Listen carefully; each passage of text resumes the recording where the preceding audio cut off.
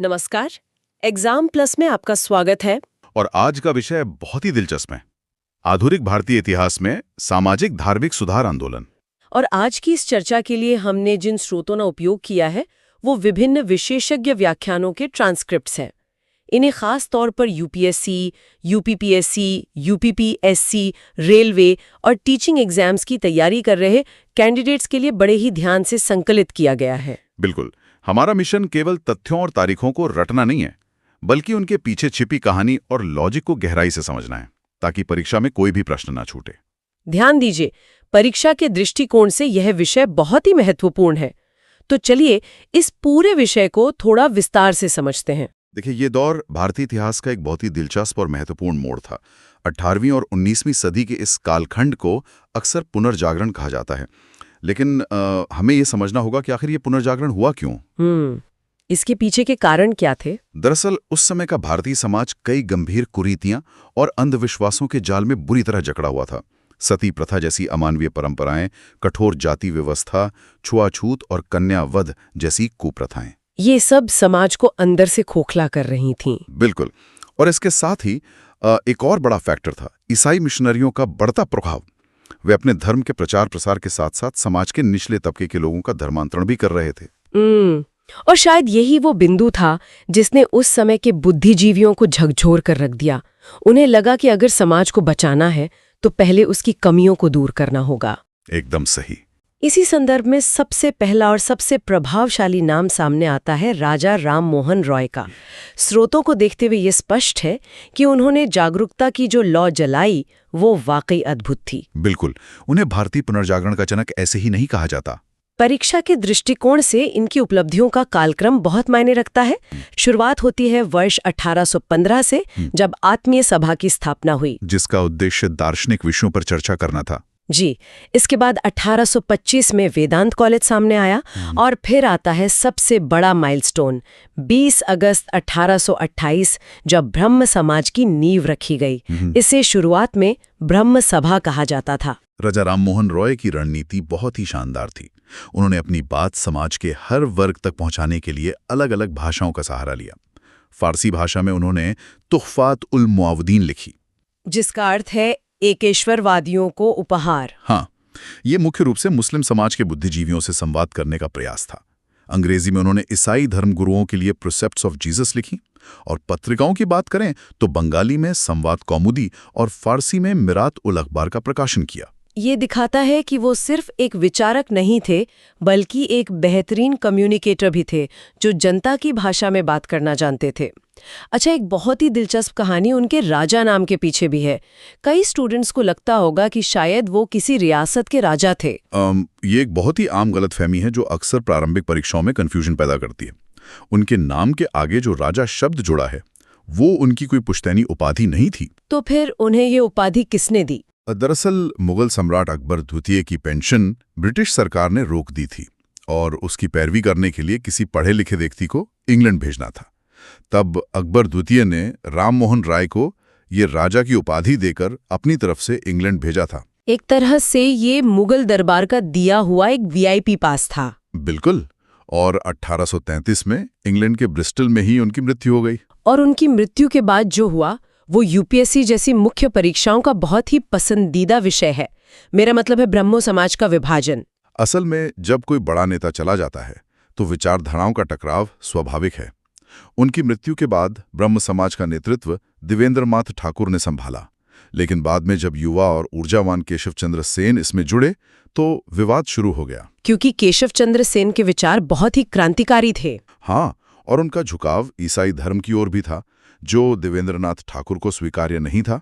नतीजा ये हुआ कि 1865 में केशव चंद्र सेन को बाहर का रास्ता दिखा दिया गया। तो एक ही संगठन दो हिस्सों में बन गया।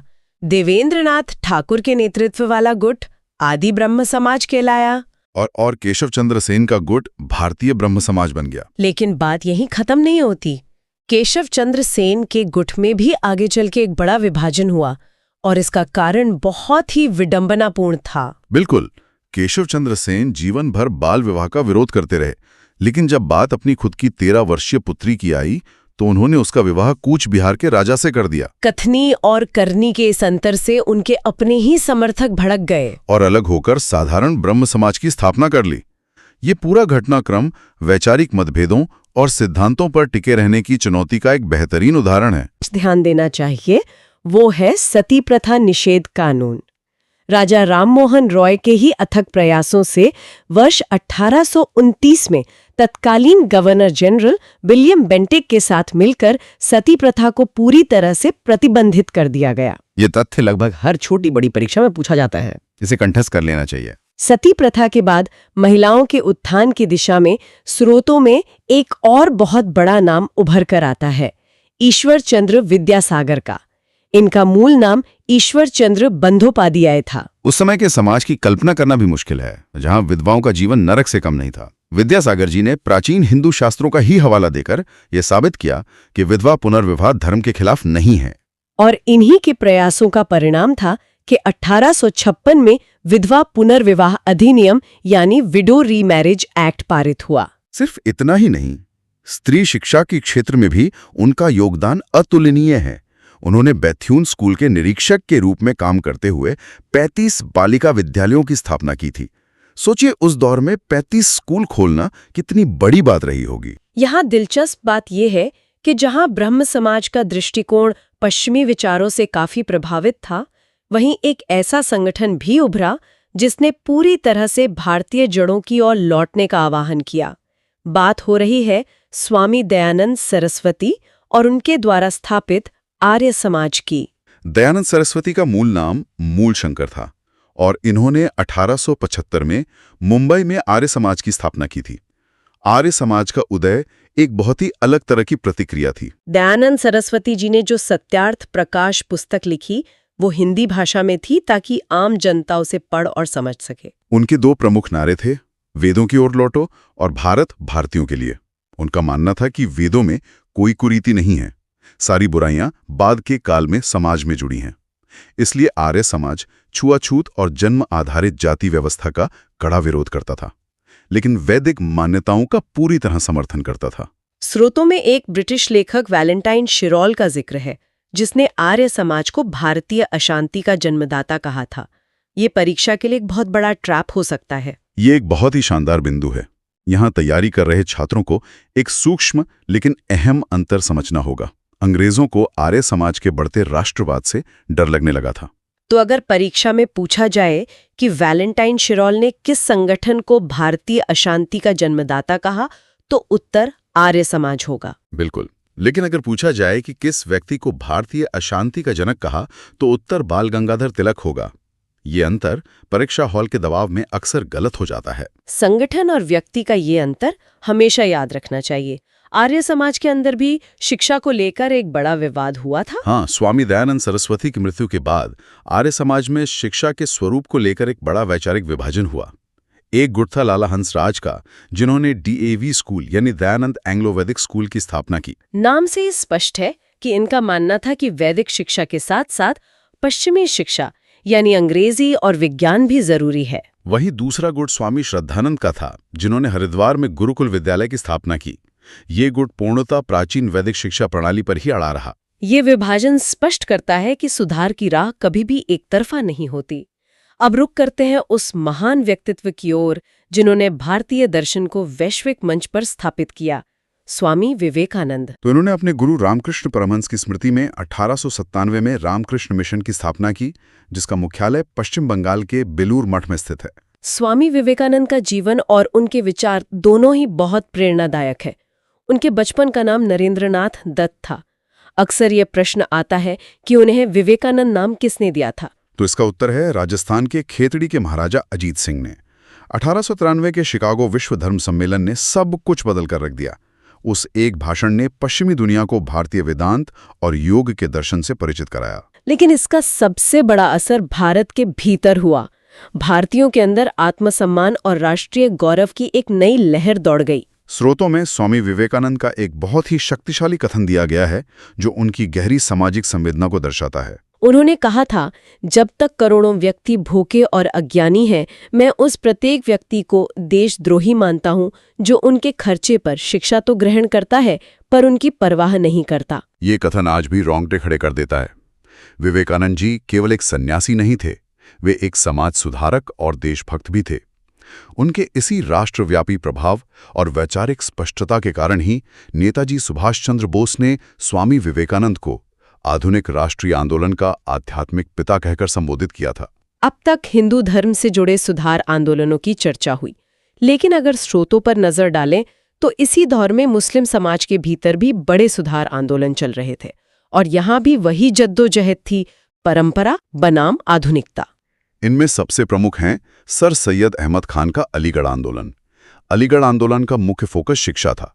1875 में सर सैयद अहमद खान ने अलीगढ़ में मुहम्मडन एंग्लो ओरिएंटल कॉलेज की स्थापना की, जो आगे चलकर 1920 में प्रसिद्ध अलीगढ़ मुस्लिम यूनिवर्सिटी यानी AMU में बदल गया।